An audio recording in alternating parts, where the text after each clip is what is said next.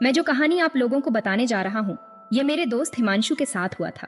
ये बात साल 2014 की है, जब मैं अपनी 12वीं की पढ़ाई खत्म करके पटना गया था आगे की पढ़ाई करने के लिए। वहीं मेरी मुलाकात हिमांशु से हुई। जल्दी ही हम दोनों की बहुत अच्छी दोस्ती भी हो गई। हम दोनों ही सरकारी नौकरी की तैयारी कर रहे थे। हम दोनों बहुत अच्छे दोस्त बन चुके थे और कुछ समय बाद हमारा प्रिलिमिनरी एग्जाम हो गया। हम दोनों ही उसमें पास हो गए थे। हिमांशु कुछ समय के लिए अपने गांव बिहार चला गया था। अब मैं पटना में अकेला रह गया था। बाद में मैंने उससे बात करने के लिए कई बार फोन भी किए, लेकिन बात नहीं हो पाई। उसके जाने के करीब 2 महीने बाद एक दिन अचानक हिमांशु पटना वापस आ गया। उसके बड़े भैया उसको पटना छोड़ने आए थे। जाने से पहले हिमांशु बहुत हेल्दी हुआ करता था, लेकिन वापस आने के बाद तो जैसे बिल्कुल ही बदल गया था। वह बहुत कमजोर हो चुका था। उसका चेहरा भी मुरझा गया था। उसके भैया हमारे साथ 2 दिन तक रुके और फिर चले गए। उन्होंने मुझे उसका खास ध्यान रखने के लिए बोला था। उनके जाने के बाद मैंने हिमांशु से पूछा कि तुझे क्या हो गया है, इतना कमजोर कैसे हो गया। पहले तो वो मेरी बात को टालता रहा, लेकिन जब मैं नहीं माना तो आखिर में उसने मुझे सारी बात बताई। हिमांशु ने बताया कि जब मैं अपने गांव गया था तो मैं गांव के बाहर एक छोटे खाली जंगल में रोज सुबह 5 बजे दौड़ने जाने लगा। एक रात मुझे समय का पता नहीं चला। जब मैंने समय देखा तो 3 बज चुके थे। मैंने सोचा कि अगर अभी सो गया तो सुबह दौड़ने के लिए नहीं उठ पाऊंगा, इसलिए मैंने थोड़ा और इंतजार करने का सोचा, ताकि मैं एक बार दौड़ लगा लूं, फिर जल्दी घर आके सो जाऊं। थोड़ा इंतजार करके लगभग 4 बजे ही मैं दौड़ने के लिए चला गया। उस वक्त बाहर न पूरा अंधेरा था, न ही उजाला। रास्ता भी ठीक से दिखाई नहीं पड़ रहा था। दिसंबर का महीना था, इसलिए ठंड भी अच्छी खासी पड़ रही थी। मैं इतनी रात में पहले कभी गांव से बाहर नहीं गया था। रात के समय वो जंगल का इलाका बिल्कुल सुनसान था। वैसे तो दिन में भी वो इलाका सुनसान रहता था, पर इस समय कुछ अलग ही सन्नाटा था। दूर गांव से कुत्तों के भौंकने की आवाजें माहौल को और भी डरावना बना रही थी। मुझे थोड़ी थोड़ी ठंड लग रही थी, इसलिए मैंने वहां पहुंचते ही जल्दी से दौड़ लगाना शुरू किया। अभी मुझे कुछ 30 मिनट के करीब ही हुआ था कि मुझे थकान लगने लगी थी। मैं थोड़ी देर वहीं पास में ही एक बड़े से पत्थर के ऊपर बैठ गया। न सोने की वजह से कब मेरी आंख लग गई मुझे पता ही नहीं चला, लेकिन तभी एक बहुत ही ठंडी हवा के झोंके ने मेरी नींद तोड़ दी। आंख खुलते ही मुझे पास से पायल की आवाज़ सुनाई दी। वो आवाज़ धीरे धीरे मेरे पास आ रही थी। मेरा दिमाग मुझे बार बार किसी अनहोनी के होने का संकेत दे रहा था। दिल में अजीब सा डर था। मैंने अपने चारों तरफ देखा कि वो आवाज़ कहाँ से आ रही है, लेकिन कोई दिखाई नहीं दे रहा था। पर वो आवाज़ लगातार आती जा रही थी। एक बार के लिए दिमाग में आया कि शायद गांव की कोई औरत हो सकता है कोई औरत गांव में उठ गई हो और वो लकड़ी लेने आई हो। मैं वहां खड़ा ही था कि अचानक एक और तेज हवा का झोंका मेरे चेहरे से आ टकराया, लेकिन यह पहले जैसा नहीं था।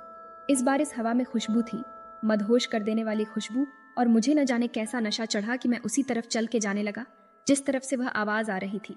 मुझे बिल्कुल होश ही नहीं था। इतनी ठंड होने के बावजूद मुझे ठंड का एहसास नहीं हो रहा था। मैं बस उसी तरफ चलता रहा। अब मुझे उस पायल की आवाज़ के साथ किसी लड़की की हल्की हल्की हंसी भी सुनाई दे रही थी, और सच बताऊं तो उस वक्त बस किसी तरह उस मनमोहक हंसी वाली लड़की को देखना चाहता था। उसकी हंसी और वह पायल की आवाज़ मुझे पागल किए जा रही थी। अब मैं पागलों की तरह अंधेरे में ही उस आवाज़ के पीछे भागने लगा, लेकिन तभी मैं किसी चीज़ से टकराया। मेरे सिर पर जोर से चोट लगी और कुछ सेकंड्स के लिए मैंने अपने होश खो दिए। जब होश आया तो देखा कि मैं चारों तरफ बड़े बड़े पेड़ों से घिरा हुआ हूँ और मुझे वहाँ नदी की आवाज़ भी आ रही थी, जिससे मैं समझ गया था कि मैं जंगल के बिल्कुल किनारे पर हूँ। तभी मैंने महसूस किया कि कोई मेरे शरीर को छू रहा है। मुझे अपने ऊपर बोझ सा पड़ता महसूस होने लगा। मैं अच्छे से महसूस कर पा रहा था कि कोई जोर से मेरे पूरे शरीर को जकड़ रहा है। तभी मुझे अपने ऊपर किसी औरत का काला साया बैठा हुआ दिखाई दिया। वह मेरे ऊपर उल्टे पैर करके बैठी थी। वह देखकर तो जैसे मेरे दिल की धड़कन ही बंद हो गई। मेरे दिमाग ने काम करना बंद कर दिया था। उसकी मुस्कान इतनी भयानक कि मेरी रूह कांप गई। मैं चीखना चाहता था, पर मेरी आवाज़ जैसे गले में ही फंस गई थी। वो मेरे गले को दबाने लगी। उसकी पकड़ इतनी मजबूत थी कि मुझे ऐसे लग रहा था कि मेरी सांसें बस यहीं ख़त्म हो जाएंगी। मैंने अपनी पूरी ताकत से खुद को छुड़ाने की कोशिश की। तभी अचानक मुझे अपने पापा की आवाज़ सुनाई दी, जो दूर से मेरा नाम पुकार रहे थे। जैसे ही वो आवाज़ आई, वो काला साया एक डरावनी चीख के साथ हवा में गायब हो गया। मैं किसी तरह लड़खड़ाता हुआ अपने पापा के पास पहुंचा। वो मुझे घर ले गए, पर रास्ते भर मुझे महसूस हो रहा था कि वह मेरा पीछा कर रही है। घर पहुंचा तो सब मुझसे पूछने लगे कि मैं तब से कहाँ था, पर मैंने किसी को वो बात नहीं बताई। मैं सोने के लिए अपने कमरे में चला गया। उस दिन से मुझे हर रात सपने में वह लड़की दिखाई देने लगी थी। वो सोते हुए भी मेरे गले को दबाने की कोशिश करती थी। धीरे धीरे मेरा शरीर कमज़ोर होता चला गया। मैंने दौड़ने जाना भी बंद कर दिया। मेरी गिरती हालत देखकर मेरे घर वाले भी समझ गए कि पक्का कुछ गड़बड़ है। उन्होंने मुझसे पूछा तो मैंने उनको सारी बात बता दी। रात में आने वाले सपनों के बारे में भी बता दिया। घर वाले मुझे एक तांत्रिक के पास लेकर गए। उसने मेरे ऊपर तंत्र मंत्र किया और घर वालों को बोला कि इस लड़के को कुछ दिनों के लिए इस गांव से दूर ले जाओ। इसलिए मैं वापस पटना आ गया। हिमांशु की यह सारी बात सुनकर तो मैं भी डर गया। मैंने उससे पूछा कि अब तेरी हालत कैसी है, तो उसने कहा कि अब वह बिल्कुल ठीक है, लेकिन मैंने नोटिस किया कि हर रात सोते वक्त वह नींद में उल्टी सीधी बातें करता था, अजीब अजीब सी आवाज़ें निकालने लगा था। उसकी इन सब हरकतों से मुझे भी बहुत परेशानी हो रही थी। मैं न तो पढ़ पा रहा था, न ही ठीक से सो पा रहा था। उसको वापस आए अभी बस 8 दिन ही हुए थे। एक रात वो डेली की तरह अजीब सी आवाज़ें निकाल रहा था, जिससे मेरी नींद टूट रही थी। जब मेरी आंख थोड़ी सी खुली तो मैंने देखा कि वो अपने बिस्तर पर खड़े होकर मुझे ही देख रहा था। उसके चेहरे पर उस समय एक अजीब ही मुस्कान थी। मैं ही जानता हूँ उस रात मैंने उसके साथ कैसे काटी थी। अगले दिन सुबह होते ही मैंने उसके भैया को फ़ोन करके सारी बात बता दी। हिमांशु को जब यह बात पता चली तो उसकी आंखों में गुस्सा आ गया था। वह मेरा दोस्त हिमांशु नहीं था। अगले ही दिन उसके भैया और पापा उसको गांव लेकर चले गए।